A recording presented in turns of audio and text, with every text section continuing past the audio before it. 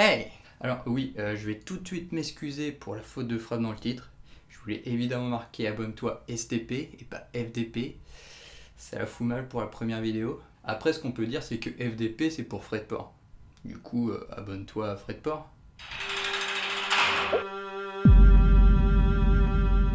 Ça fait maintenant très longtemps que je fais du YouTube. Faux! Non, par contre, je fais de la vidéo et des courts-métrages depuis très longtemps. Et je continue d'ailleurs avec la Psy Corporation. Petite fiche, TMTC. Quand j'ai commencé dans le métier, YouTube n'existait pas. Et on filmait avec ce genre de petit caméscope. On enregistrait sur des cassettes MIDI qu'on devait ensuite importer sur l'ordinateur grâce à des cartes d'acquisition FireWire. Et ça prenait aussi longtemps que la vidéo filmée. Enfin, on n'est pas là pour parler de ça, parce que si je décidais de lancer ma chaîne perso, alors que j'ai déjà d'autres structures avec lesquelles je fais de l'audiovisuel, c'est parce que j'avais vraiment envie de tester plein de genres de vidéos et de faire tous les trucs qui me plaisaient en toute liberté. Après pas mal de boulot et des mois de préparation, je peux enfin le dire. Je rentre dans le YouTube Game, baby.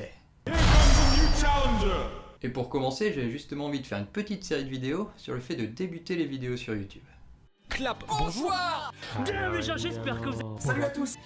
Salut bande de Yo, tout le monde sait ce que c'est quoi? Il y a bien deux choses qu'on voit et qui nous attirent l'œil avant même de regarder une vidéo sur YouTube, c'est son titre et sa miniature. Ce sont des éléments très importants pour la visibilité parce que ça sert à se démarquer de tout le bordel de vidéos qu'il peut y avoir sur YouTube. Leur principal but est donc d'aguicher, d'attirer le potentiel spectateur grâce à toutes sortes d'artifices. Mais attention, il faut que ces éléments soient relatifs à la vidéo, c'est-à-dire un minimum descriptif, et en aucun cas ça ne doit duper le spectateur en lui promettant des choses qui n'ont rien à voir avec la réelle vidéo. Ça ne ferait que le décevoir. Il s'agit donc de trouver la limite entre du teasing et du putaclic. Allez, on va faire comme au journal télé et on va commencer par les titres. Déjà, je différencie vraiment le titre d'une vidéo YouTube de son nom. C'est-à-dire que le nom est vraiment descriptif. Là, pour cette vidéo, par exemple, ce serait l'apprenti youtubeur numéro 1, les titres et miniatures. Alors que le titre a un rôle de com. Il doit être aguicheur et se démarquer des autres vidéos. Mais attention, toujours sans mentir sur l'intention. Il existe plein de styles de titres différents, et plusieurs types d'éléments peuvent être insérés pour l'aider à mieux fonctionner. Je ne vais pas essayer ici de voir ce qui est mieux ou moins bien, déjà parce que je ne suis pas ingénieur en titre, et aussi parce que je pense que tout peut être ok en fonction de la vidéo. L'un des styles classiques chez les youtubeurs français est le titre écrit tout en capital, parce que tout de suite ça flash beaucoup plus. Mais on peut aussi n'écrire que certains mots en capital pour faire ressortir ce qui est important. Rajouter des éléments comme le nom d'intervenant ou de guest peut être plutôt efficace. Enfin, quand ils sont connus, c'est mieux. On peut aussi mettre le nom de sa série de vidéos, de sa marque, des chiffres, des icônes même comme peuvent le faire Astronogeek ou Defecator. En bref, tout ce qui va attirer l'œil et sortir la vidéo du lot. Dans le même esprit, on peut utiliser des mots-clés forts, pour surfer sur un buzz quelconque par exemple. Et à l'inverse, éviter les mots trop génériques, qui passeront inaperçus. Et la dernière chose vraiment importante sur les titres YouTube, c'est qu'ils doivent être concis. Parce que s'ils sont trop longs, on ne pourra pas les lire entièrement et ça fait chier. Mais la vraie question maintenant, c'est qu'en est-il des miniatures, qui sont potentiellement plus importantes que les titres, que les gens ne lisent pas toujours.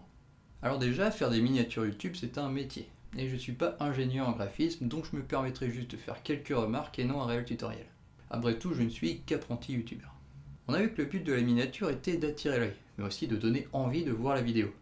Il faut donc qu'elle se démarque des autres, tout en étant hyper compréhensible en un coup d'œil. Le principal problème ici, et il est de taille, c'est le format.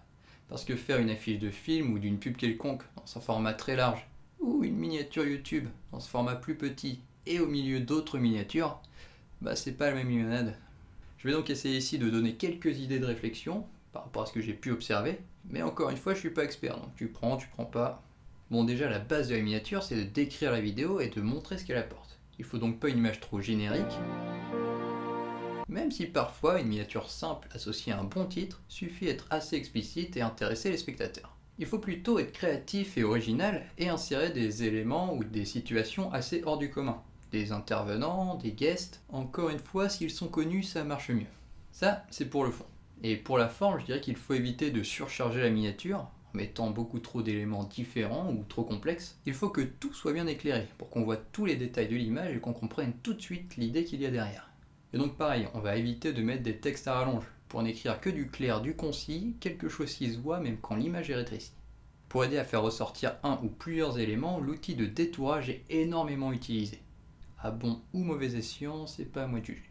On peut alors mettre une bande de couleur autour de certains éléments, mettre le fond dans une couleur.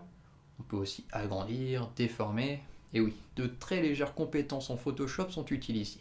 Ensuite, on peut aussi rajouter des éléments qui vont aider à interpréter la miniature, comme des flèches rouges, même si ça se fait un peu moins, des cercles jaunes, des gouttes d'eau, des emojis. Et pour vraiment faire ressortir la miniature du lot, on peut également mettre un cadre coloré, comme le fond Primitive Technology ou Gigantoraptor, qui en profite même pour créer un code couleur qui différencie ces différents types de vidéos. Et oui, je lui ai un peu piqué l'idée. En plus d'attirer l'œil, ce point est plutôt intéressant, parce qu'il va permettre de rapidement identifier les miniatures à une chaîne. On peut aussi pour ça mettre un logo, comme le font la tronche en biais ou la Psy Corporation, ou bien mettre la tête de la personne qui représente la chaîne, comme le font beaucoup de youtubeurs. Et donc globalement, il faut garder un style particulier qui saura instinctivement être lié à une chaîne, comme Wankill Studio ou Y Penser. Donc pour résumer, je dirais qu'il faut que les titres et miniatures YouTube soient guicheurs mais pas trompeurs, et qu'ils soient clairs, concis et visibles. Voilà, donc c'est tout ce que j'ai pu trouver d'observation, de recherche et de réflexion. Donc tu peux dire en commentaire si tu es plus ou moins d'accord avec tout ça. En tout cas, pour ma part, j'utilise mes conseils. Après, j'ai pas la prétention d'être un expert dans le domaine des titres et miniatures YouTube, ni même dans celui de la com en général, mais j'espère que cette vidéo t'aura donné un embryon de piste pour tes réflexions si t'en avais besoin, ou au moins t'aura diverti un moment. Merci d'avoir regardé la première vidéo de ma chaîne solo. Alors il n'y aura pas que cette série, il y aura plein d'autres genres de vidéos, il y en aura pour tous les goûts, toutes les couleurs. Au moment où sort cette vidéo, il n'y en a pas énormément sur la chaîne, parce que c'est la première, je viens de le dire. Du coup, je vais plutôt t'orienter vers celle de la Psycorp, où je bosse également. En tout cas, note bien dans ton agenda que tous les dimanches vers 10h30, 33, une nouvelle vidéo sort. Et surtout, n'oublie pas, abonne-toi Fred Port. Allez, à la prochaine. Yann, c'est un mec on sait pas trop ce qu'il fait, mais il a une vie, c'est la vie de Yann.